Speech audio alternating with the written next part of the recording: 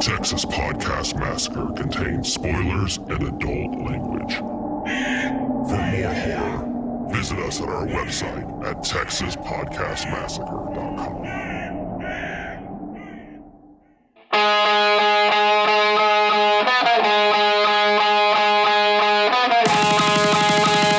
This is Texas Podcast Massacre. With your hosts, Mitch, Nate, and Lisa.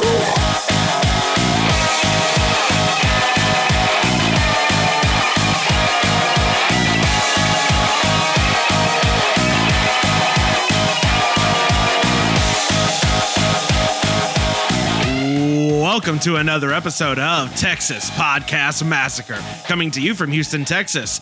I'm your host, Mitch, and with me, as always, are my, I don't even know what to call y'all, my Sparkle Motion, Nate. I'm voting for Dukakis. God. Well, you know, when you have kids one day and all your money is going, you know, I can't even. And Lisa. Why is your name Frank? That's a good question. Good question, Mitch. Answer that one. Honestly, I do. Sorry, did I jump right into the debate question of the week? Sometimes I doubt y'all's commitment to Sparkle Motion is really all I can say about this. Welcome to another episode of Texas Podcast Massacre, where each week we take a look at a different horror movie and debate a horror-related topic with our unsuspecting victim, who is usually someone we would not consider a horror fan. Now, Lisa, as our queen of unsuspecting victims, this movie, you know, this is a lighter foray into what I still think is a horror film, but it's not like spooky horror. It's kind of, there's some scary elements, but we'll get into, but it is. I'm sorry. This Frank the Bunny suit has always creeped me out. Well, Nate's man suit bothers me, but we don't talk about that. Oh, well, this is true. We have been looking at his man suit for a long time. That sounded oddly sexual. What is happening right now? I don't know what is going on. It's only oddly sexual if you make it oddly sexual. Well, this is a straight up horror film. How many times does our protagonist have a knife held to his throat in this movie? A lot. Multiple times. Number. American History X had a safer school area. I mean, yeah, really. Arson. It's rough. There's what do you call intentional flooding? Intentional flooding? Larson. Larson. Floodist. Floodster. Bloodster. No. that sounds like he's a really crappy app. I don't know. We are attempted moistening. We are already, oh my God, we are already batting 1,000 here. Yeah, it has quite a bit in this movie. We, of course, talking about, the not every 90s early goth Hot Topic era's fans' favorite, Donnie Darko, with both the Gyllenhaals. Came out in 2001. It came out in 2001, but that's fine. Well, when did Hot Topic come out? That's still high school. That's high school for me. It was sure. Yeah, it was definitely high school. Yeah, this is a high school, and this is back when Hot Topic wasn't like totally like, corporate and all that. This is back when it was like real creepy and everything, and they had like like super goth still. Is this the movie that launched Spirit Halloween's franchise? They're like, we got to get that Frank mask to the people. Nah, this is more of the. I think this is more of the Hot Topic. Hot Topic. I remember having to go to Hot Topic to get Donnie Darko merch, because we'll get into it, but I certainly had the numbers on my car as a little bumper sticker. So because I was cool and edgy like that, Nate. Someone is selling a size small Hot Topic Donnie Darko t-shirt with the numbers on it that was originally purchased from Hot Topic. You can purchase that if you want. I would not be able to fit in that, but that is something. $8 down to $8. Wow, that is discounted. A steal if you can believe it. So So look, we're gonna get into this movie. I am dying to hear. So this is certainly, as you said it before we started, Nate, a Mitch jam, a Mitch classic, if you will. So yeah, I feel like I have a sense that I'm gonna be having to defend this film a lot more than I should have to. Yeah, I think you're probably correct on that one. Which is unfortunate, but what's a Mitch jam? Now I don't. Now I just it's like it's like a Space Jam, but what are we? But what are less we Jordan. Yeah. But less Jordan. It's a Mitch They're movie. remaking Space Jam. Yeah, LeBron James. Yeah. Can't remake Space Jam. Yeah, you can. It was so poorly acted. Anything's an improvement. Oh, hot take. Space Jam. Yeah, because LeBron James is going to do so much better. Oh yeah, better than Michael Jordan.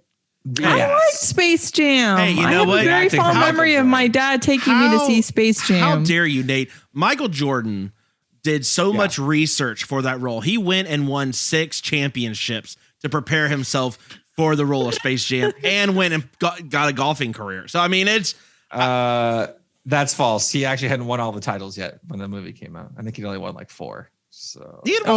only no. 4. I thought he had won all 6 by that point. no, definitely not. Okay, this is a crazy tangent. Pull it back.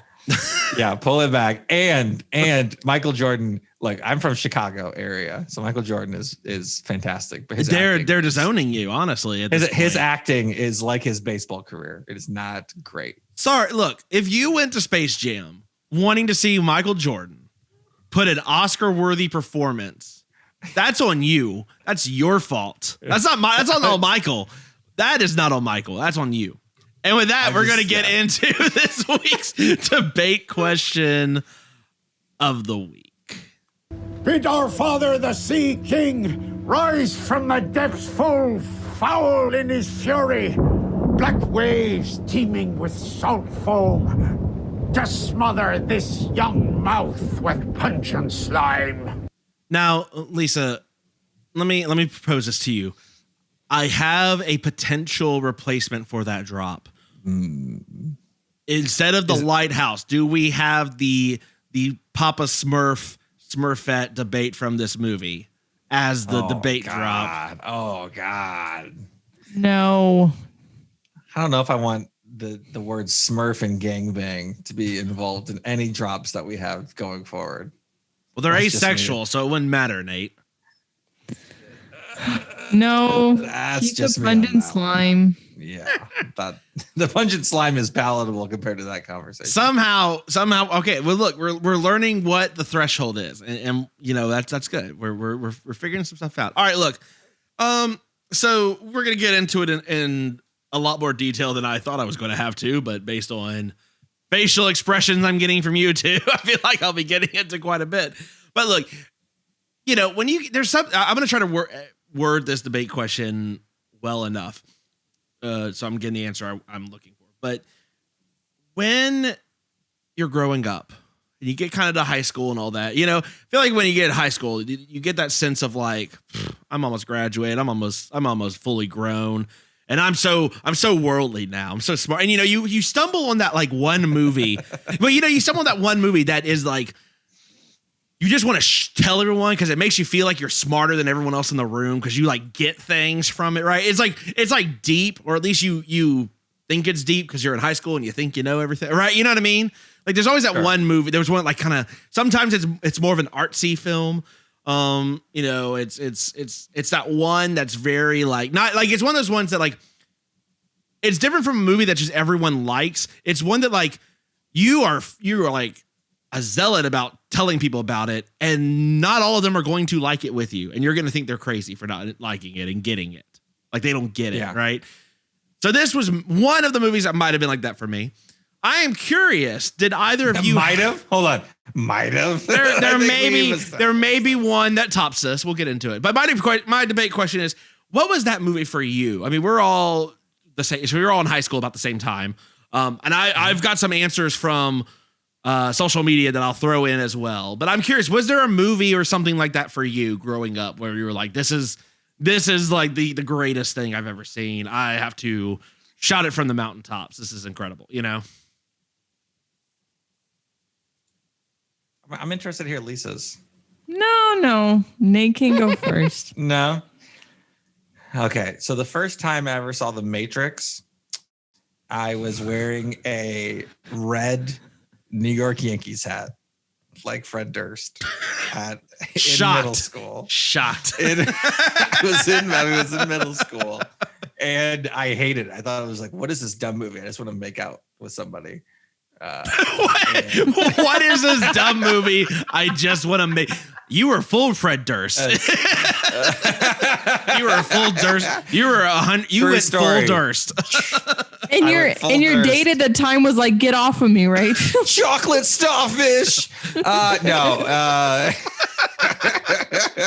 No. Yeah. It was. I remember it very distinctly. And I was at a party, and I believe. I think I was making out with my girlfriend, and I was like, "This movie looks dumb. What's happening?" And how wrong I was, because man, I think I've probably watched The Matrix at least, I mean, conservatively 60 to 70 times. So what changed your mind? What made you go back and watch it again? I think one of my friends got it like a little bit after that, and I was like, all right, I'll try this out. There's no one to make out with, so I guess I'll just watch this movie. And then I was just like, oh my God, this is just amazing. And so I still like it. Did you rabbit hole The Matrix? Were you like when the Animatrix came out and all the sequels? Hell yeah. Yeah, you went full deep dive in it. Enter the Matrix, Path of Neo on PlayStation 2, had both of those. Got into the Matrix MMO, if anyone remembers that existed. I had that on PC. It was not great, but I had that. Oh yeah, Animatrix, both movies, first night on the two sequels.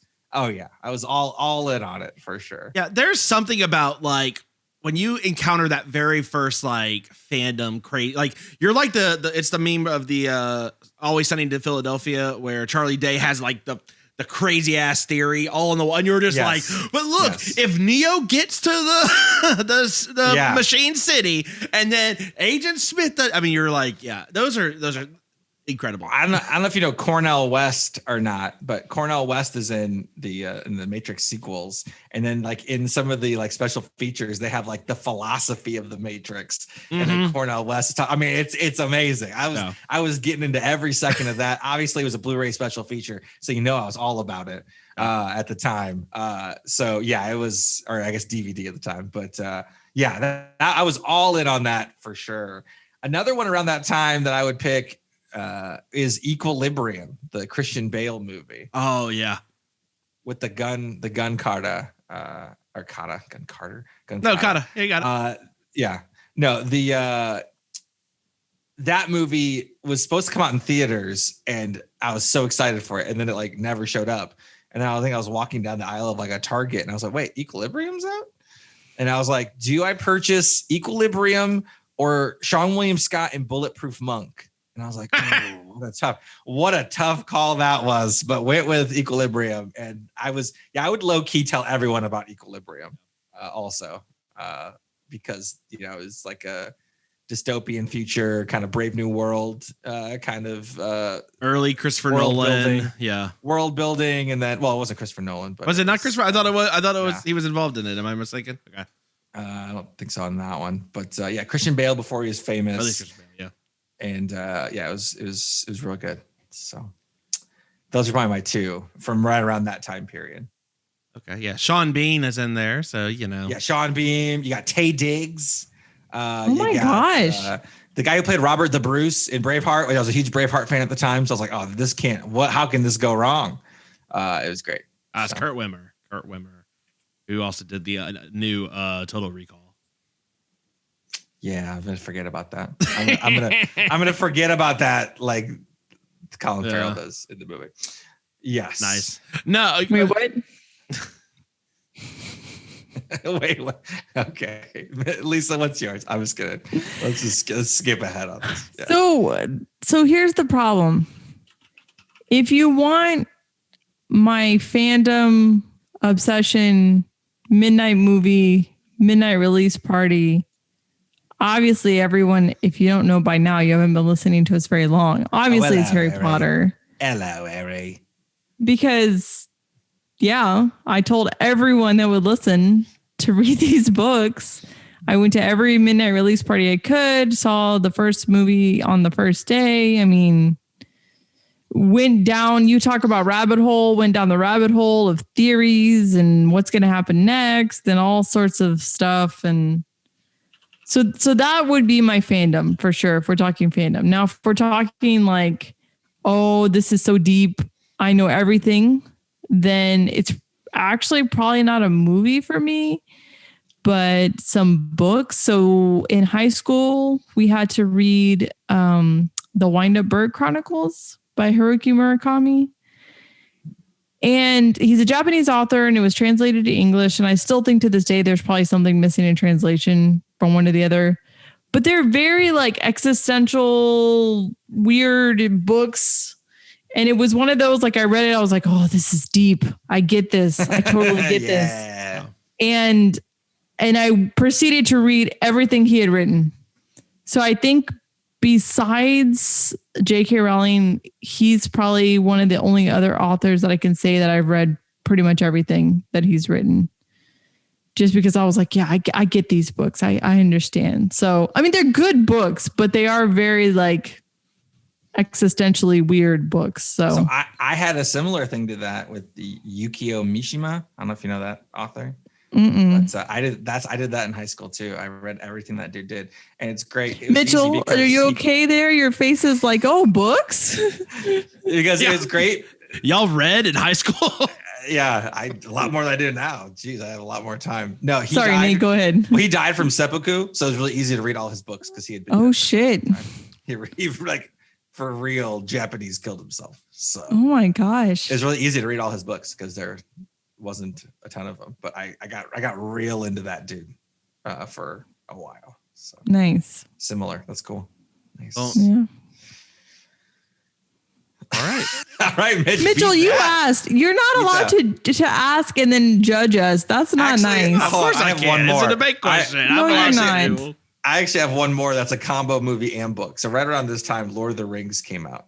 And my friend's dad spoke Elvish. He was the biggest nerd that probably ever existed. Spoke Elvish, was at the first Dungeons and Dragons like national convention that existed. It was the biggest nerd of all time. Liked Afro Man. He's just hitting all the high spots. Wow. Him and he actually loaned me a version of the Lord of the Rings trilogy that I read right before the movie came out with like the books were literally half the pages and the other half was like all of the family lines and all the appendices and all that. Yeah. So many appendices. So like when that happened, him and we actually saw the movie on like the first night. And there was dudes dressed in cloaks all around us. I was not a cloak. I'm not one of the cloak people. Were you a cloak person in Harry Potter? There's people with cloaks and wands and shit. Okay. What do you think, Nate? You were down with the cloak. Okay. What do you think happened when Mitch took me to Edinburgh in Scotland and we did a Harry Potter walking tour? You think I went around in a t-shirt and jeans, or do you think I went around in Gryffindor robes? Well, I know now. I already knew that. I already knew that story, but I am very reminded. Nothing as awkward as being the only guy in a group of people in cloaks walking around Edinburgh. It was just me and the tour guide. That does not make it better. You're wearing a Where's the Beef t-shirt and everyone else is in cloaks. Oh, God. All right. So for me, I mean, if we're going just solely film, for me, it was A Clockwork Orange. Which started me off in the whole Kubrick thing, but A Clockwork Orange to me was because I loved all the themes about crime and punishment sort of themes, the trying to mentally break someone to force them to always behave kind of thing, that sort of 1984 kind of piece of it, right? So I loved it, and I had read the book, and I guess I'm fine that they didn't leave the last chapter, and I like the darker ending of the movie. But since we're all talking about our favorite Japanese authors and stuff that we've all read, it's got to be. I mean, if you've listened to this podcast, it's Kyushin Takami's Battle Royale. I mean, so I read the book. I did a English paper on it. But the book is a lot. So the book, a Japanese paper on it. Right? The book was had a lot more government, like, was a lot more focused about how the government's controlling the people and why the games really exist. Whereas the movie is just straight up like, yeah, this is just a thing we do. So you'll kill each other. Yeah. So a little bit more. So of course, you read that and you're like, oh my God. Cause then that was my rabbit hole. Like you said about the Major, that was mine when I read in the rabbit hole of Battle Royale. It's like, oh shit, there's so many layers to this. They're probably, I hesitate to go read it now. Cause I'll probably be like, all right. Yeah. And that's probably the staple of a lot of these. So let me give you a list of some that folks online brought up. And I'm curious what y'all think. So some people said Eternal Sunshine of the Spotless Mind. Oh, that's a good. That was in college for me, but yeah, that was college for you. That was a real good one. I haven't seen it actually. So I couldn't comment. Oh, it's one that comes up, but I just wow. Yeah. Oh, I like that movie a lot. Okay. It's a little bit too out there for me, that one. I was about to say, if Nate likes it a lot, that means I probably will not. Oh man, that's up there. Now, the friend that introduced me to Donnie Darko in high school, her movie would probably have been Requiem for a Dream. That's another one that a lot of people. That one I don't care. There is not a good Darren Aronofsky film. Can I be on record saying that? I don't know about that. Black Swan? Black Swan. Oh no. You loved Black Swan, Mitch. Don't start. I'm not comfortable admitting that I liked a certain part of Black Swan. Well, I'm assuming you didn't see Mother. You would Black Swan. Black Swan is the most palatable of Darren Aronofsky's, but Pie sucks. Ooh, I like Pie. Mother sucks. Mother started the My Girl Award, basically. When I saw that, I was like, oh, that is so catastrophically terrible. They're all bad. Yeah. I just understand that's where I'm at. But okay, so that was one of them. Maybe no, not even The Fountain. No, I'm just looking. No, that's the only one. I don't know if I know. Maybe you could maybe convince me with The Wrestler with Mickey Rourke. Oh, that was Darren Aronofsky? I think he was just I think so. I know he was a producer. I'm on IMDb right now. Yeah. That is maybe the only one you could convince me to like. Oh, okay. Yeah. And because that one I think is a little more grounded in not a sweeping amount of LSD and cocaine and Ritalin, I assume. Called The Wrestler. How are you not in on this? Come on. I've actually never seen it, but yeah, it's got Mickey. I know it's got Mickey Rourke and Marissa Tomei. I think it won Best Picture or won some awards. All right, so we had another one, The Truman Show. Oh, okay, I could see that. Reality Benny. They also said a Blade Runner, so the original Blade Runner, which hard to find someone who doesn't know Blade Runner now, but maybe back then it was maybe a little bit more. I think my mom said she saw that in the theater and hated it. If I remember correctly, like it first came out, she's like, I hated it. Like, yeah, sounds right. And then what I thought was maybe the best answer, What Dreams May Come with Robin Williams. Oh, Robin Williams. Yeah. That one is just, yeah, like, cry your eyes out, just peel onions, right? You might as well do it while you're doing that. So you just get it all out, flush the whole system out, because it is a sad movie. It is. But yeah. All right. So any of those, what I mean, yeah, I don't know. They're all good picks. Yeah. Everyone I feel like, or people I think have kind of that movie they think is like, oh, this is the one that really just blew my mind. Right. Opened your mind. Yeah. Yeah. Surprisingly, no one mentioned 2001: A Space Odyssey. I would have thought we would have seen more of that, but maybe that one is just too. That's like the film snob kind of answer, right? Like 2001. 2001. So I got into a Kubrick phase also, like what you were talking about. Yeah. And I was like, oh yeah, 2001. And then I hated it when I first saw it. And now I think it's good, but I just like the howl parts. So like this, I want a howl supercut, and then I'm in. Everything else without howl, I'm not as big a fan of. Yeah, and I think you all know me. I mean, I don't foray into the super deep the deep end of the pool when it comes to movies very often. I give me my Mel Brooks and my my stupid movie, gory fun films. But what about Napoleon Dynamite for you guys? It took me a few watches to get into Napoleon. I think it took me. It was like, because that blew up, and then I think I watched it like the 5th time, and I was like, oh, that's pretty funny. It took a long, and then the 6th time I still hated it. But there was like one of the times I saw it, I thought it was amazing. Now it came later, but Nate, would you have thrown The Room into this category? The Room is 1,000% in this category. It's great. Everyone watch The Room. Buy the Blu-ray. Search out everything with Tommy Wiseau. No, please don't. It tastes good. Nate, if all of you should know by now not to listen to Nate, don't watch it. I want to get Tommy Wiseau on the show for you to interview him, and I don't want to. You're tearing me apart, Lisa. I don't even want to say a word. I just want to watch you interview Tommy Wiseau. Yes, I don't think you could get through it.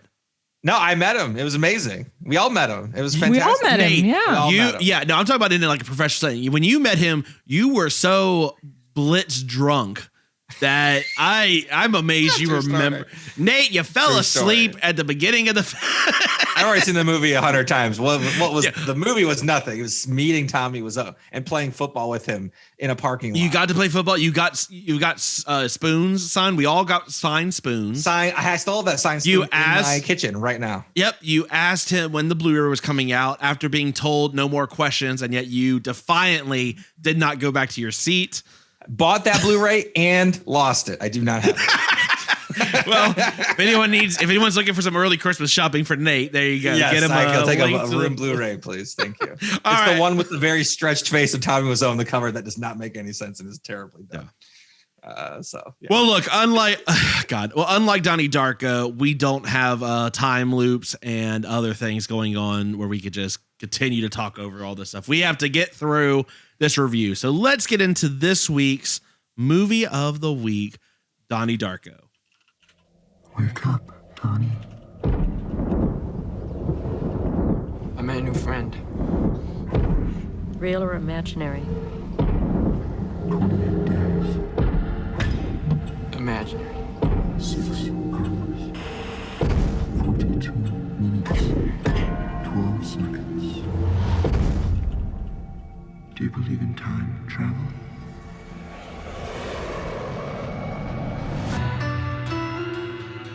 I'm going to tell you a little story today about a young man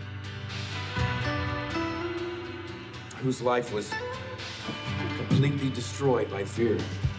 Under the blue moon, I saw you. So soon you'll take me. Wake up. Up in your You want to tell Mom and Dad why you stopped taking your medication? I've been watching you. speed, the killing time. Do you believe in time travel? Fate up against your will. Through the thick and thin, you give yourself to him. You give yourself to him. Wake up, Donnie.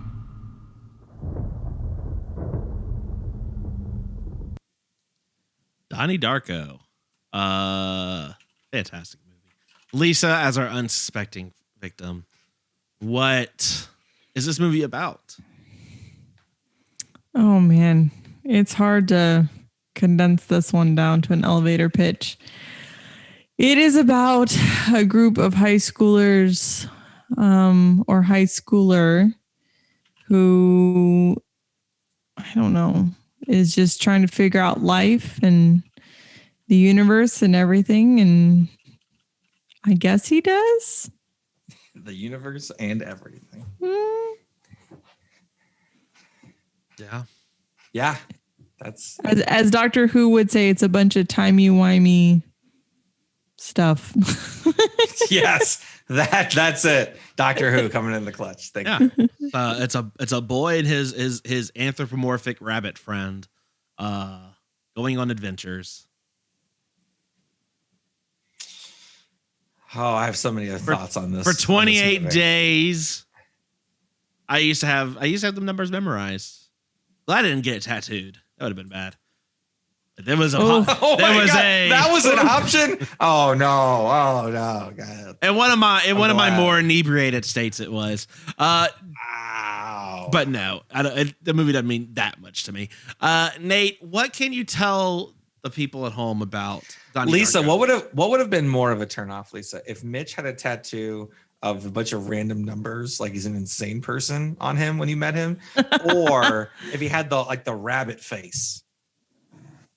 What do you mean the rabbit face? Like the rabbit, like the mask. Like if my face was, or I just had the mask? No, just on your arm or something. Like if he had a bunch of weird numbers on his arm, or like the face, the mask. I wouldn't really care about the numbers. The mask would have freaked me out every time I looked at it, so I probably wouldn't even have dated him. Okay. All right. Well, smart move, Mitch. Well played. Well played to not get this ridiculous movie tattooed on yourself. That's a great move. So Donnie Darko, I watched this on IMDb TV. Yes. The commercials during the movie could not have mismatched the tone of this film anymore. And it was so abrupt. It was comedic relief that I enjoyed. So it was an enjoyable experience with the ads. Because the movie is just like not even bright. It's just kind of dark. It's all and then the blue. commercials would hit you. Yeah. Oh my gosh. Yeah, it was weird. It's like Donnie Darko's got like a knife to his throat. It's like, when my clothes get dirty, I want a detergent that really works. I was like, this is awesome. I love that. What a terrible thing. Okay. Donnie Darko came out October 26th, 2001. Really missed it. Should have been the 30th, right? Based on the movie. That should have came out. Yeah. That was a miss. Runtime, 113 minutes. This is obviously rated R. The tagline, there's some actually decent taglines of this. Be afraid of the dark. Okay. There's dark, darker, Darko. Not good. You don't know how that. I don't know how that one missed. Life is one long, insane trip. Some people just have better directions. Okay. Why are you wearing that stupid man suit? That's the one Mitch wants. That's the one Mitch likes. Okay. Better. You can never go too far. Sticking with the man suit. Yep, man suit. All right. This is an 8 on IMDb. Too high for me. It was made for $4.5 million. It was actually made. It was financed by Drew Barrymore's production company, which is why she's in the movie. So there you go. Made $7.5 million in the box office, which is pretty good considering that movie. But it is a cult classic that is, sold, that has launched 1,000 Hot Topics, and lots of Blu-rays and DVDs and whatnot. So I'm sure it made its money back easily. Mitch, have you seen the sequel S Darko? I have not.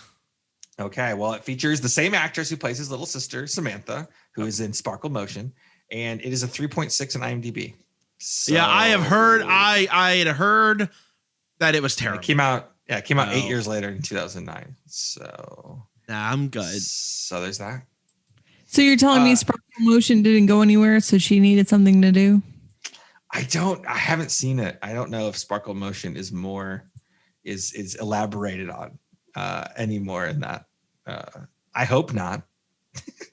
What? Now I'm gonna look this up. I gotta see what this is. S Darko coming up. Someone 5-star review on iTunes. Oh. S Darko or Human Centipede 2. Let's just skip ahead. Oh my God, Nate! Stop with Human Centipede. The director of this is Richard Kelly. If you don't know who Richard Kelly is, you're not alone because he hasn't done much. He's looking to get back in the Donnie Darko universe. I just saw like a article on that. But essentially, he wrote and directed Donnie Darko. And he did Southland Tales, which features The Rock, Sean William Scott, and every movie from 1998 to 2006. I think Sean William Scott was like contractually obligated to be in like 1/3 of them or something. So Sean William Scott and Sarah Michelle Gellar. And then he did a movie called The Box with Cameron Diaz. And that's it. He said he was not affiliated with S. Darko in any way. So there's that. He's like, I was not involved. No one tied me to that rock. And yeah, so that's it. So he hasn't really done much since then. So if you wanted to watch all of his movies, Mitch, it's real short. There you go. All right. It's basically a 3-movie arc that you can work with. So there you go. Easy to get through that. Actors in this, there's a lot of actors. You got Jake and Maggie Gyllenhaal. You got Jenna Malone. You got Seth Rogen's first movie in which he's an accomplice to an assault. You got Noah Wiley from ER. You got Mary McDonnell from Battlestar Galactica. You got Patrick Swayze being one of the creepiest dudes on earth. Yep. You got you got the Sparkle Motion leader on this one. Katie Farmer, played by Beth Grant, who's also Dwight's babysitter from the infamous dinner party episode, which I caught instantly. I'm like, oh my God, I forgot about this. Samantha Darko, who's played by Davy Chase, is Samara from The Ring. At least did you catch that at all? Really? Same little girl, yes. Mitchell, how did you not tell me that 20 times when we were watching this? I wanted you to wait. I wanted to wait till now. Catch your reaction. Oh my gosh. Yeah. So future episode, The Ring. Guess what just went down a few points. This one. Yep. Yeah, which it was so it was the next year. Imagine if Samara was in the dance troupe. That would have been a lot smart, you know. That would have been awesome, actually. Imagine that's what S. Darko was about. She's just dripping water all over the floor and everyone keeps slipping. That would have been hilarious. Well, no, if you watch that dance recital, you have to tell people, you have to tell someone about it in the next week, and they have to go see it, or else you die. Getting on Star Search is how they're gonna get everyone. Exactly. Then everyone on Earth will have seen them eventually, or else they'll all be dead. See, I love that. Actually, I love that. Yeah. So Jake Gyllenhaal, obviously very famous. Maggie Gyllenhaal. There's so many people. I'm not gonna get into everybody. It's a huge ensemble cast, which is kind of cool for a first-time director. Jake Gyllenhaal is creepy as shit. Apparently, he purposely didn't blink in a lot of the takes. Like he blinked as little as possible. I was trying to figure out like why is he so creepy with how he's looking? It's because he's not blinking ever. He's creepy as shit. The music is awesome. So they got a lot of 80s definitely, music, so that was good. I think that so go back, Nate. Did you say this was Jake Gyllenhaal's first movie or one of the first? It was Seth Rogen's absolute first movie. Right, but what about Jake Gyllenhaal? He'd been in a couple things before this. But anything October Sky was probably the first. Oh yeah, October Sky. That's a good one. That was a little before this, but it was early in his career for sure. Very early. Okay. Yeah. So not exactly the star power that he is today. Yeah, he was also in Bubble Boy that year, so clearly not huge yet at that point. I see, because I feel like definitely most people in this movie had a glow up after this movie. Do you know what a glow up is? A glow up is when they looked, and now Jake Gyllenhaal looks way better than he ever did in Donnie Darko.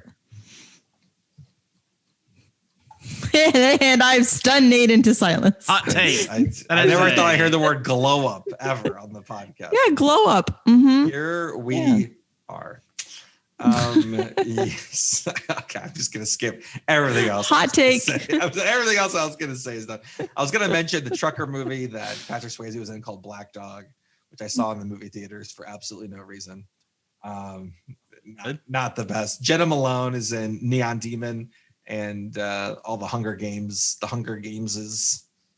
And she's back with Jake Gyllenhaal in the movie Nocturnal Animals, which I liked quite a bit. Which is a real creepy movie. Jake Gyllenhaal was obviously in previous episode Mitch's favorite movie, Velvet Buzzsaw. If you remember back that far, I do. Do you remember? Oh, okay. Unfortunately, with the creepy Captain America robot thing, and then what's her name gets her arm ripped off out of her socket, in an art installation. Toni Collette gets her arm chopped off. Yep, that's right. Yep. Oh, I forgot about that movie. I know. Everyone did. Everyone did. I have to mention it. I was sitting here thinking, I guess I didn't do that episode. No, I did. No, you did. No, creepy, like uncanny valley face robot. And then, the art installation. Drew Barrymore, obviously from Scream, and a variety of, has been in almost every movie that, in the 90s. I guess I looked it up. She was in Waxwork 2, which I had not known. And obviously she was in 80s horror film E.T., because E.T. is creepy as shit, along with Firestarter. So a lot of horror people in there. I said Drew Barrymore's company helped bankroll the movie, which is nice. But this really launched quite a few people. Quite a few people got a lot more famous after this one. So, yeah. All right. So y'all didn't like it. Let's just cut to the chase. I can already tell. No one said that. The first trivia item on IMDb says this, and I wrote this verbatim. At the wrap party for the film, Seth Rogen and Jake Gyllenhaal agreed they had no idea what the movie was about.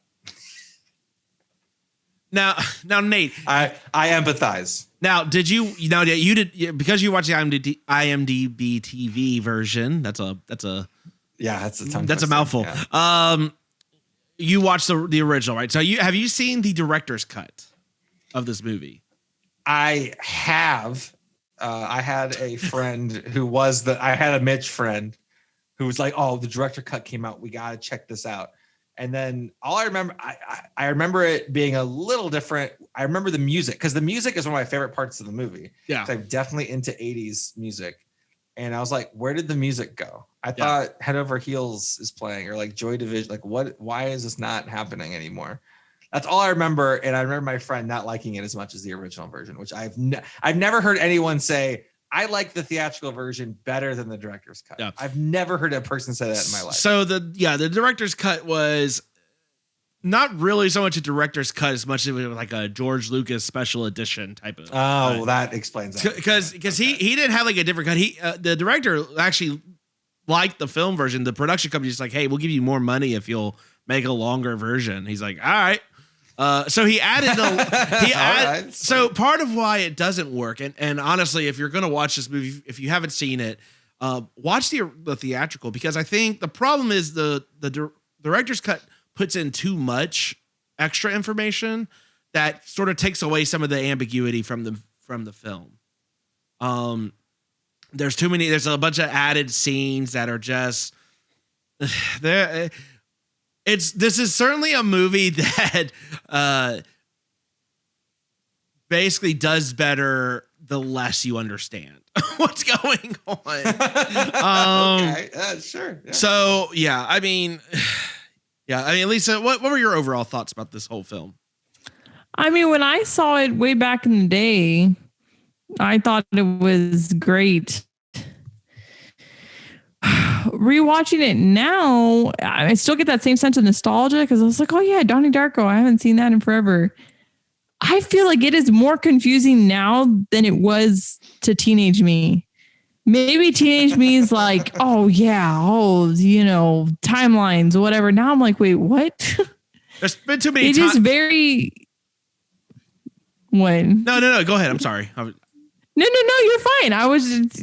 There were too many timelines. I think there's been too many time travel movies, and we've argued, now everyone's like a theoretical physicist after watching so many movies. Like back then, there wasn't a whole lot of different where timelines were a thing. So you could like really like deep dive. Now it's like, well, it's like watching the Avengers. Like, that's dumb. Why are they all going around? We all know the multiverse spans this way and this, it's like everyone now is like, a theorist around this shit. So Mitch, usually you're with me in that time travel is a cop out. So what makes this one different? That's my question. Because it's not necessarily a cop-out in this case. You know, so in most movies when time travel's involved, it's always like they retcon it and all of a sudden it's like, oh great, everything's sort of back. Like the time travel serves to fix the plot hole, right? Or fix, you know, it's like, oh, we get to a point where like, oh, well, luckily he can just go back in time, so we're all good, right? Like Prisoner of Azkaban. Not to bring up Harry Potter again, but I know that one is bullshit. Yeah, the time turner bullshit can go fuck off. Yeah. It is terrible. It's a dumb thing. I know I did it because I already did it before. Wait, Yeah. what? Hold on. Wait, I know I can do it because I already did. Wait, hold on. My brain exploded. The thing you have to and it's not really clear. I'm struggling with whether we talk about stuff that's like actually in the film versus all the extra shit you'd have to like deep dive to figure out. But if you look at the excerpts of the book, which are in the director's thing, and there's more scenes about what the book actually says. The time travel in this case is the driving point. So effectively, there is a break where I forgot the terminology, but basically it's an alternate universe gets created. This is right before the jet engine crashes in his bedroom. And basically the whole movie happens in this alternate timeline. And the whole purpose of this alternate timeline is that everyone's an actor that is trying to basically help Donnie get this object that shouldn't be in there, which is the jet engine, back into the other universe to fix it. So the realities don't implode on themselves. okay. Did you get any of that from the movie? Probably not, because it's not in there.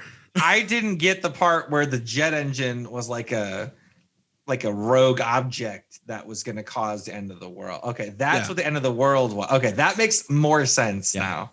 Yeah. To me. Now, yeah.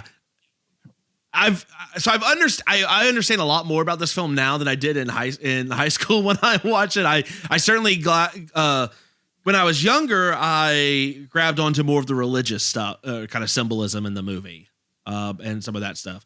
Now I'm certainly more of just this. You're saying the bunny was Easter and Echo and the Bunnymen? That was all Easter related? Jesus, no, but sure. If it'll move us from that part of the conversation, wherever you're going with that one. If I was an unsuspecting victim, I wrote this in my notes. This is just the ghost of Christmas future.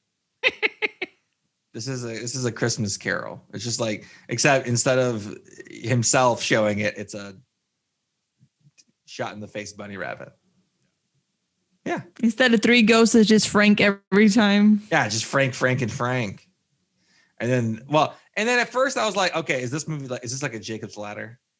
Like in the beginning, he's like, oh, he's schizophrenic. It's like, okay, well, is this all in his mind? That's what I thought at first when I first saw it. No, way back in. Yeah. So the idea is that there's a split in this timeline, and he's got to. Everything is there to force him to fix it, so that the two realities don't collapse on one another. That's really what the crux of the movie is. But I don't get it. So if the plane happens either way, regardless, then what has been accomplished? So he dies. Oh, sorry. Did I give away the ending? Am I not supposed to Spoiler alert. Donnie Darko's dead. It was almost 20 years ago. Yeah.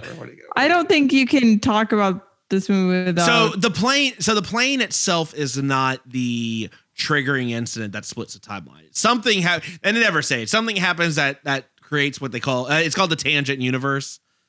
It's Donnie, isn't it? But it's not Donnie. Donnie is just in there. Donnie becomes what's called the living receiver. But which the plane my god! But the plane engine that falls on the house is from the plane his mom and sister are on, right? Right, because there's a plane accident of some kind. It is really hard to describe. But if Donnie Darko dies, then I guess sparkle motion doesn't go, so they are never on that plane, or they don't have to rush back on the red eye. I hope. Look, if you're listening to this and you've not watched Donnie Darko, Sparkle motion. We talked about it so much. First off, we have both spoiled everything and yet told you nothing about what's actually in the film. So you're still fine to watch it and be all right. Here's all you need to know. Tears for Fears. Like music is I used. also love the soundtrack. Tears for Fears.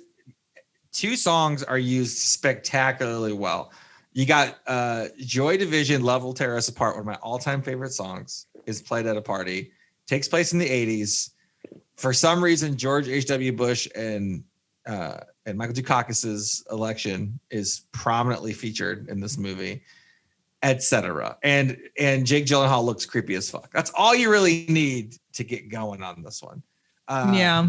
Any characters that stood out, Lisa, to you, other than Seth Rogen, was so clean cut. It was No, but here's, gross. I forgot everyone in this movie. I remember Jake Gyllenhaal and Maggie Gyllenhaal.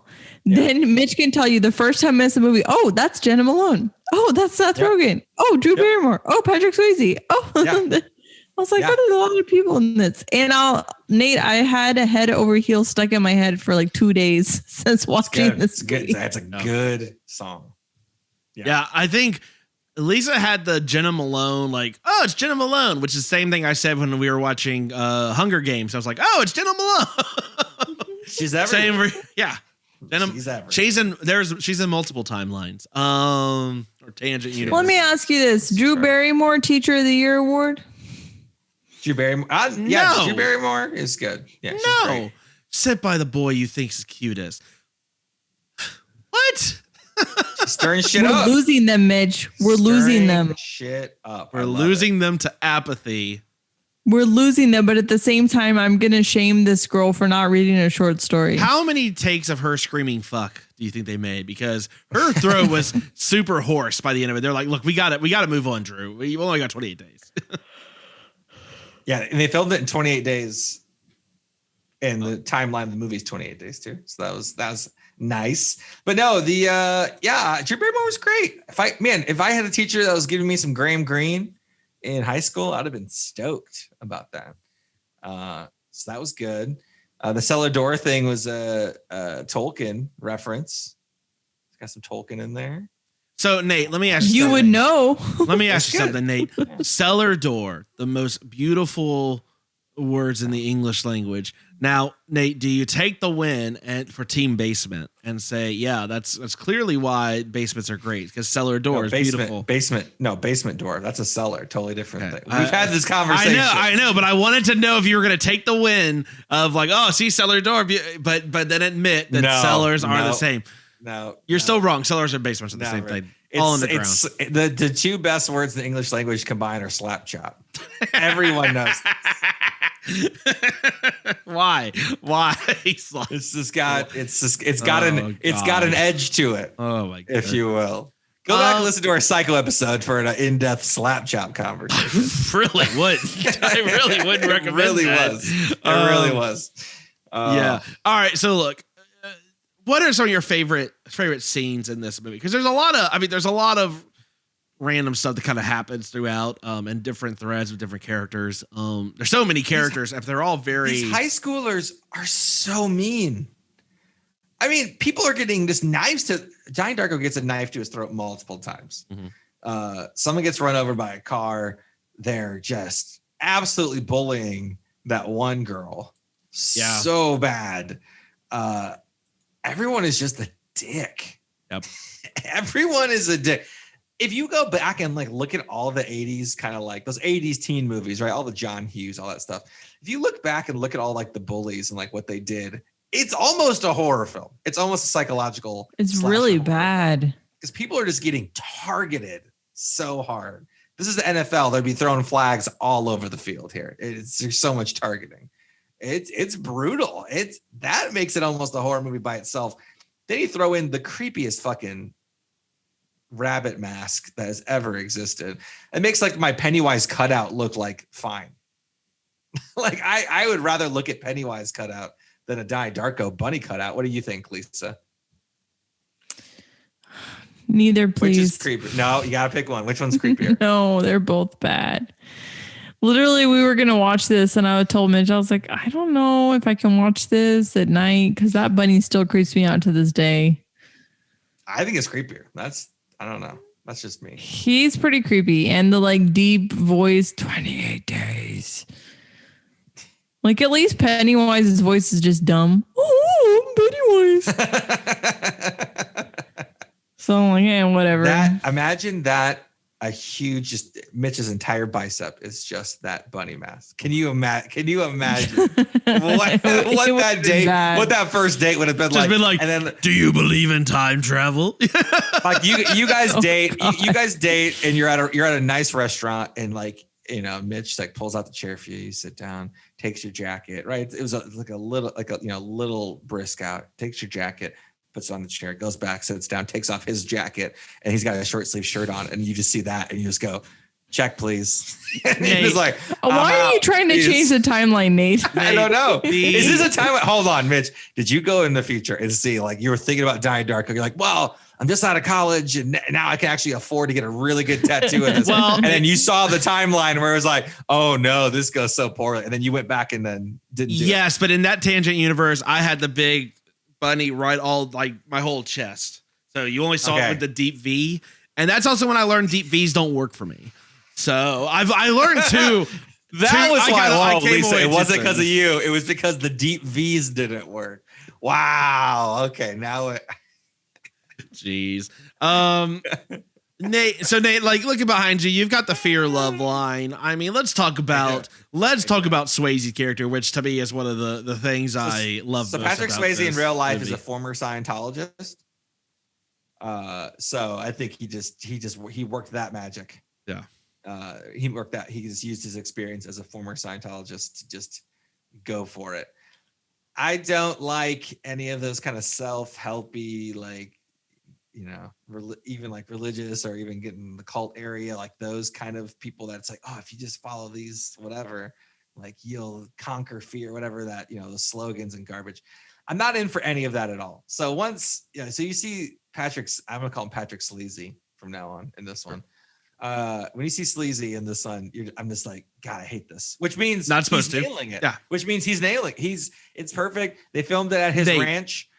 He used all of his own clothes from the 80s. There's probably some Roadhouse outfits that we probably don't even know about that are probably used in the movie because he used all his own clothes. He nailed it. Swayze was so hateable. I loved it. Turn your head, face away from us, and turn back and just say love. And then go the other way and go fear. Give me your best Swayze love fear line. I'm not doing that. If you do that, I'll yell, I'm not afraid anymore. I don't know why. And Lisa did too, so I didn't feel like an asshole. But when I first saw this movie, I think I damn near pissed myself laughing so hard at that kid just randomly yelling at the camera, I'm not afraid anymore. You know. Nice. Yeah. Feel a lot worse for that kid now that I'm older and realize, oh, in the infomercial you can see Patrick Swayze touch his butt and not feel a little worse about that now. So a plane falls in Donnie Darko's bedroom, but he's gone because time loop. Because Frank brought him out. Got him out of there. Yeah. Time loop. Yeah. Well, they're already in the time loop when the jet engine falls into his room. Yeah. Oh, okay. I guess I was right before. Okay. Yeah. But so let's do the time warp again. Boom.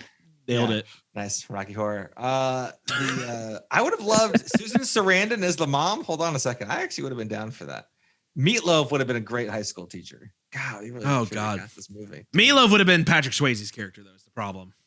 Oh, that would have been great, actually. Ooh, man. All right. No, you don't like? No, I just don't want him to sing "I Would Do Anything for Love" as long as we don't get that. And then you get him on the soundtrack. Oh, perfect. Anyway, okay, so everything starts escalating. Is everything escalating because they need Donnie Darko to get out of the timeline or whatever? Like, because everything escalates so quickly. Floods the school. He burns down Patrick Swayze's house, which then reveals the kiddie porn dungeon. I don't even know what that means. Sounds bad. Not great. Yeah, not great. None of those three words separately are well, kitty on its own is okay. But like, no, I don't even like kitty. Yeah, not great. It's kind of, you got stank face when you hear it. Like, but all together, real bad. If you're walking around your neighborhood and someone goes, "Oh, those are some cute kitties you have there," I'd be like, "Oh no, yeah, I don't like That's I great. don't care for that. Fair. And that's the best. And that's the best word. Yeah. Yeah. The worst is you to get stank face, right? Like, it's like, yeah. Like, no thanks. So there's that. I mean, he shoots someone in the face. His girlfriend gets run over. Very quick relationship building in this one. Jenna Malone and him is like in the course of like 20 days, are just like, yeah, we're just gonna like die for each other. I don't know, whatever. Let's just get people holding knives to our throats together. It's like, that's quite a third date. Yeah, I don't know. It escalates. Is that because of the time loop? yes. Having to be okay. That makes more sense than okay, So I'm gonna try. So when this time loop gets created, basically what happens is it's like a whole copy of the actual like primary universe gets made, right? Sure. So everything that's in existence. However, there's a glitch in the Matrix, and they get one extra of something, which is the jet engine. So the jet engine doesn't belong anywhere because it is like an extra copy that should not have been made. That was whenever this alternate timeline got created. We need to defragment that universe. That's right. So, yes. Now I get. Now you're so talking that my that language. jet engine there it's not there, right? It's so it just falls, and it just happens to be right where Donnie Darko's room is.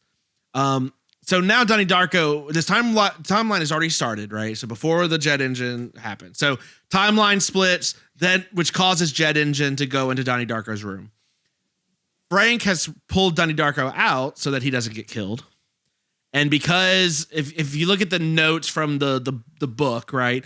The notes effectively say that like there's manipulated dead and manipulated living that are basically helping progress the storyline. And that's why everything is so like all the characters are there, but they're all like when you kind of watch it, you're like, who the hell did this shit in high school? It's because they don't. The point is, it's not like that. They're all driving Donnie to basically fix the timeline.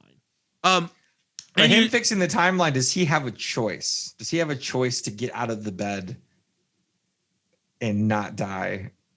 Or yeah, he has a choice. That's sort of the old thing. He can see all the path lines, right? So they sort of mentions like, you know, if you could see that, then you could effectively not do that and see. But I feel like I missed something because I feel like the first time I watched this, it was painfully obvious by the end that he had to die to fix the timeline. That's what I thought. This time it was very abrupt. He actually, and that's the thing. That's what I noticed this time around. He didn't need to die. All he needed to do was to detach the jet engine that's on the sister's and mom's plane into the black hole. And here's the thing. This is where it gets real stupid because he has power. He starts, listen, part of, if you read these notes, and this is what I'm saying. I know I want to talk about just what's in this movie, but I'm also trying to give you, this is the wormhole that this movie would lead you down. I've done this work for you so you don't have to. So he's called the living receiver because he's at the epicenter of this new universe. So he's just randomly selected though. But because of that, he can see the timelines. He can talk to people who are already dead. With, you know, everyone that's around him, all is very involved in his life. Like everyone is involved in Donnie. There's no one in this movie that is just like hanging out, talking to other people. They're all involved in Donnie's life somehow, you know, and he either antagonizes them or they support him as he's going forward. Right. But think about it. Remember when he cuts the water main, the axe is buried deep into the solid bronze. Yeah. Donnie Darko did that. Is he strong enough to put an axe in solid bronze? He burns down the house very quickly that no one can go fix it. You know, he kind of becomes like an air and water bender sort of thing. Like M. Night Shyamalan should have been all over this. I mean, but they should have made it a little more clear. Like, okay, that would have been fine, but they left it so intentionally vague that it's confusing. Because when you add that to it, it makes this movie a real dumb.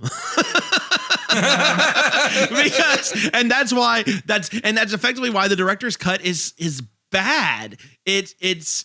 It really ruins the movie because all this extra stuff you added to it, you're like, oh, okay, cool. So if you just look at what's in the movie, yeah, you're right. Like he goes back and dies. But the reason why I say he didn't have to die is because presumably, Roberta Sparrow? She must have already also been in a loop once and got out of it. And that's how she knows all this shit. Because everything is based off that book. That's the whole point. Everything's based off the book. And the only way she could have known and written that book, which is basically everything I'm describing, is because she survived it. Like she came out, but she didn't have to die, you know? Got it. I still don't get the only thing I'm understanding it. I just don't get the jet engine. The jet engine is just because it was a duplicate made in that timeline when it split. But the loop is, so if he would have left or not gone back or had a choice to go back to the start of the loop, he could have stayed in that timeline. So it's not a loop. I think that's in this case he's got to fix it in 28 days or the whole thing collapses and then all of reality is fucked. But then he dies at the end, which is the beginning of when this happened. So how did that happen? Nate, do I look like fucking Stephen Hawking, man? I don't know. I don't know either. I don't know. Okay, so the time. Look, oh my god, I hate time travel movies. I know. That's why I don't like this. I don't like this. Both timelines don't necessarily move at the same space, right? This timeline can move faster than this timeline does. Is that what's happening? Yes. So did he go back? Yes. Clearly, because when he comes back, that's when the jet engine falls. Where that jet engine came from, I don't know. Again, wait. So the more you add to this, the worse this movie gets. In the timeline that happens, that he dies from that thing falling, but then is his mom and sister gonna die? No. I mean, well, eventually we all die, but it's not a loop, right? It's not a loop. That happens in the real time. So basically nothing. It circles the square, so the universe doesn't end. But does his then mom and sister die from a plane crash? Again, I'm not Stephen Hawking. I don't know. Okay. I assume not. But one of the things that you would say about this movie is that, okay, well, he sacrificed himself to go back to die on this thing so that none of these bad things happen to people he liked. But if it's not that, then who gives a shit? See, that's what I took it. Then who gives a shit what happens if that's not it? Frank wouldn't die. His mom wouldn't die. The sister wouldn't die. Well, like he's going back to see all these people. And that may be part of his motivation. I don't know or remember. It's certainly not in this movie that we just rewatched.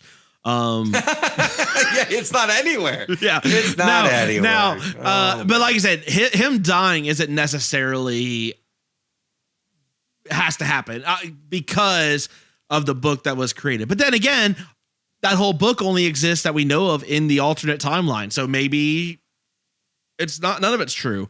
I don't know. This is where he's just a schizophrenic and he gets diagnosed like in the first 5 minutes of the movie. And he just needs to get medication. And then none of this happens. I think pretty positively so here's why it's not in his head. Here's why it's not in his head, right? Because we get the sad Mad World ending, which everyone knows this fucking song because every person who's ever had a little cry session has put this on back in high school. And it shows all of them, but if you watch Frank when they show up to Frank rubs like his eyes like tearing up his right eye where he gets shot, right? So his girlfriend, who doesn't know him when the timeline reconverges, sort of waves to the mom because the boy's like, "Do you know them?" And she's like, "No, I just like they." Some of those memories from the other timeline still ever. Back. Yeah, it was a bad wave. It was a bad wave. Your son just died from a jet engine falling in his. Well, to be fair, she's just like her son's dead and she's just smoking a Marlboro Red, like, I mean, it's, yeah, it's clearly not going great. And the thing is, what if there was a Queen's wave there? Would that have been better, Lisa? What if we hello? Like, give it a Miss Doubtfire. but exactly. And then the mom's just like, that's great. Love that. But I don't care about my kid. But when I think Patrick Swayze's character ends up killing himself in the new timeline because he's disgusted by what he's done, but his secret never gets out. He just kills himself, but that's only in the director's cut. Actually, when he had the gun to himself, another airplane engine fell on him off screen. There was actually 2 engines on that plane. So look, I mean, this movie is just, I think that's what I've relearned about this movie. When I was younger and I watched this movie and I didn't have the director's cut and all the extra shit, man, I was, you're trying to figure out like, okay, so what does it all really mean? Is it all a loop? So is it that he had to go through this journey to basically say, oh, well, I need to symbolically die for the world in order to say, is he sort of a messianic sort of figure? There's a lot more religious context and subtext you can pull from it, which is cool.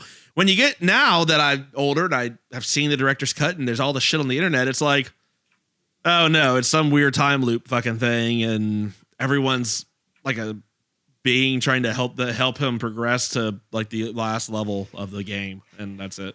Yeah, takes a lot of the same. It is, and that's you think about the cooler it is. I like director's cuts. Like I'm certainly ready for the Zack Snyder director cut of DC stuff. But I was gonna have a news segment, like maybe they just talk about how ridiculous that is. Maybe next episode. But, wow.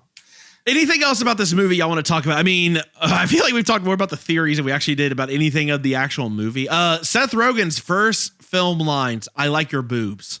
First thing he ever said. That's on brand, but the way he looks is just so clean cut and weird. I did not care for it.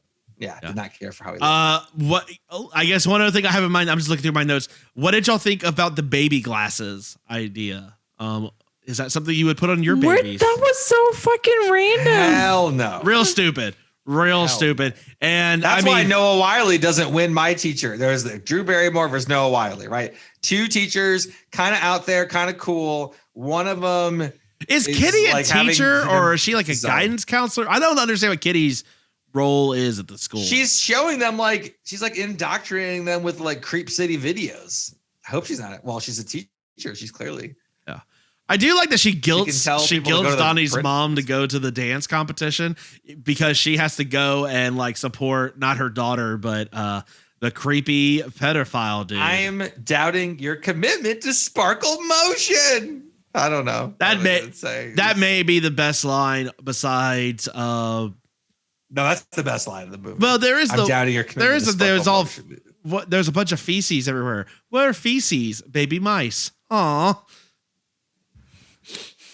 That was a great line. But the best, the girls are talking about it wasn't the gangbang Smurfette line. No, that was an interesting debate. The love fear line was, of course, that whole debate was great.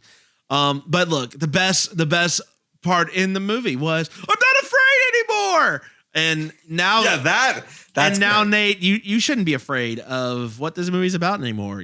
I'm not afraid. I just don't think it's super great. I'm not afraid though.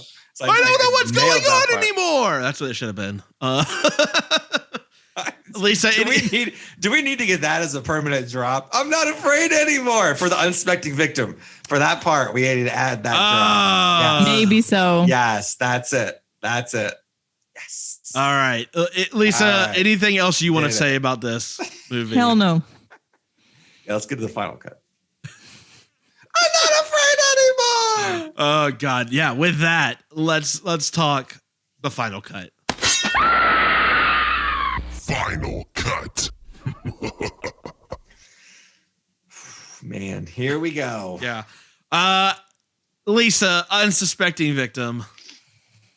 Lay it on us. What you got for this one? Oh man. So when Mitch said, "Hey, we're doing Donnie Darko this week," I was so excited. I was like, "Yes, I love Donnie Darko. This will be great. It's not that scary." And now the more that we talk about this damn movie, the more I'm like, "Oh God, was this movie ever good?" So I don't know. It's got the nostalgia factor. It still is a good movie. It's very unsuspecting victim friendly. It's obviously not timey-wimey friendly based on how much we talked about it. That's got to be a criteria in every final cut from now on. Is it timey-wimey? But I still like it. I still like all the actors and actresses in it. I'll probably go 6 out of 10.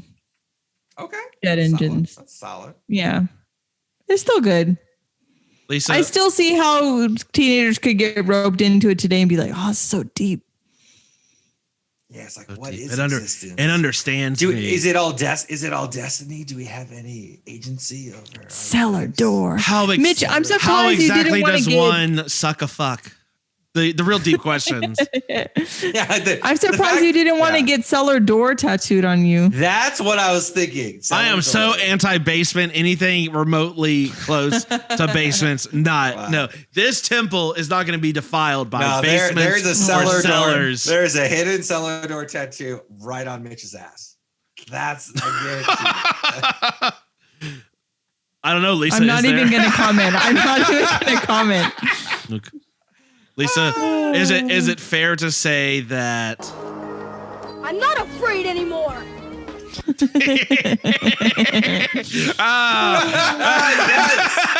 Yes. I did it. We got there. Mitch, I want to hear your score first. All right. So look, am I rating this as Mitch in high school or Mitch's as an old ass man now? Yeah. You're old ass. This is old ass Mitch ring. I stopped developing mentally by about 20. So it's crazy been steady state. That's great. It's just nodding off screen. Got it. So I look, this movie is still, regardless of its sort of flaws. Look, not all movies got to make sense. I mean, we were just talking about The Room. Not all movies that you like or enjoy have to make sense. It's well done. It's got some points in this movie that like okay, Nate, I've told you this. I don't like necessarily rewatching movies. I do it obviously for this podcast for ones I've seen. Yeah, me either. But I'm not. Yeah, I know, right? No, I'd rather watch a new movie. I just, I don't know. I'm just weird like that. It's really movies that I really like that I'll go back and rewatch multiple times. And I've seen this movie multiple times. Okay, so it's up there. Yeah. It certainly has diminished. So I don't think it holds up as well as it did, the 18-ish years ago or however the hell long. 20 years ago. Almost. Oh, my God. Yeah, So it doesn't quite hold up, but everyone acting in it does well. Hits the roles they're supposed to. There's a lot of still funny lines. There's a lot of weird stuff. There's stuff you go back and like even now being like, oh shit, I forgot Seth Rogen is in this as a bully, which is weird. Seth Rogen's like a clean cut bully on the football team. Like, who is this person? Right. There's a lot of Easter eggs, and there's still, I think, I think even if you don't let yourself get bogged down in what the hell's going on, it's still very enjoyable. I would give this movie, I think, a 7 out of 10. That's low. You sure? You sure about that? I'm sure. 7 out of 10 suck-a-fucks. Wow. It probably I think it probably dropped from if I'd rate this in high school, it'd have been 8 or 9 area, but 7 feels right. Wow. Okay. Interesting. Yeah. Nate, what about you? You sure? You sure it's only a 7? Yeah, I think it's only a 7. Giving you a chance. Okay. Oh man. Okay. Well. No, I'll give it an 8. I'll give it an 8. Okay. I was gonna say what? All right. Come on. You just time looped your own review. Well, so I remember someone telling me that 7s are like they're still kind of middle of the road. Like if someone's like, "Oh, what do you think this is good?" It's like, yeah, it's about a 7. It's it's still kind of the middle. 7 is better than 70% of all movies. That's how I look at it. I like this movie. Go give it an 8. For it. Okay. Yeah, that's what I thought. I'm gonna give this a 6. Music, Patrick Swayze, acting, all good. I don't like time travel. Only Terminator. Terminator's it for me. And Primer. There's 2 time travel movies that I like. Primer and Terminator. That's it. Yeah.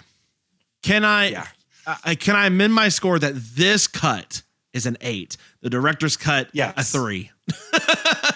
Wow, that is the director's cut is bad. We watched the theatrical cut. But yeah, no, the music's good, the acting's good, it's creepy, it's a good start for a lot of actors. I wish this guy had done more movies because this is kind of a cool debut, like kind of a big debut, like a splash. I wish this guy would do more stuff. So I'm hoping that in featured news segments, I can have more news about this guy doing some stuff, because that would be great. But yeah, I'll give it a 6 out of 10 skeleton Halloween costumes. Oh, okay. It was good. I liked it. I think I liked it a little bit more when I first watched it. Just probably down a point for me. So it went from like a 7 to a 6, but still interesting. I recommend watching it. I still recommend watching it just because it's weird. We haven't been doing as many weird movies, right? Like movies that are just kind of like out there and just kind of like got their own kind of vibe going. Sure.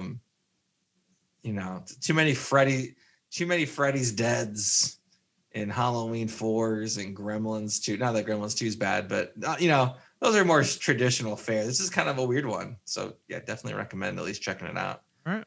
And even though we said the plot, we really didn't say. I mean, you can still watch it and have no idea what's happening. So it's that kind of movie. So perfect. You could have it with the fucking Theory of Time Travel book open and annotated, and still not have an idea of what's going on in this movie. I want the sparkle. Maybe if this guy comes back to the Donnie Darko universe and does a sparkle motion like spin-off movie, but where things get real weird, it would be amazing. I would be 100% down for that. Sure. We'll go with that. I'd love that. All right. Nate, where can they find us? You can find us, as always, TexasPodcastMassacre.com, TexasPodcastMassacre@gmail.com. Send us the movies that you were obsessed with growing up, the ones that you told your friends about incessantly. The Room for me is probably number one now that I'm thinking back on. But at TX Pod Massacre on Twitter, Texas Podcast Massacre on Facebook and Instagram. We have some theme months coming up, but not quite yet. But we have a couple slots open. Give us a 5-star review on Apple Podcasts or other podcast platforms, and then maybe let us know, because there's so many podcast platforms out there. But let us know. Give us a 5-star review. We will put your movie on the list. We have a little bit of time before we start booking them up with these great theme months. May Night Shyamalan, When Animals Attack Part 2. I don't know. Maybe let's just do all the Ring movies for Lisa one month. We'll see how it goes. I hate you so much right now. There's a Ring 0. There's a prequel to The Ring. It's great. Yeah. Great's not a word. There's a Ring versus Grudge. There's so many on the Japanese side we can get into if we really wanted to. Let us know. Give us a 5-star review. Ask for every Ring movie if you want. We will put one on there. That's not my mission. I'm gonna move from Human Centipede to Ring movies now. So you're welcome, Lisa. Congrats, Lisa. I need another leave of absence, please. Oh my goodness. All right, well, that's gonna wrap it up for us here. I hope you enjoyed Donnie Darko. Yeah, we've got a lot of great stuff coming. So make sure to follow us, subscribe, hang out, chat with us. You never know which one of us three you're talking to, which usually makes our interactions very schizophrenic. Just say addicts are terrible from the jump, then you can decide. Well, yeah, basically if you say basements are awesome, then I'm just not even going to respond to you. So there you go. So if you want to talk to Nate, that's how you do it. You could be lucky and get both of us responding to you at the same time from the same account, which is also fun. We're not crazy, I promise. We do in the video, so you know that there are, in fact, it's not just me doing voices. So these are all real people that do this show with me. Thank you all very much from all of us here at Texas Podcast Massacre. Thank you so much for tuning in, and just keep telling yourself it's only a movie. Good night.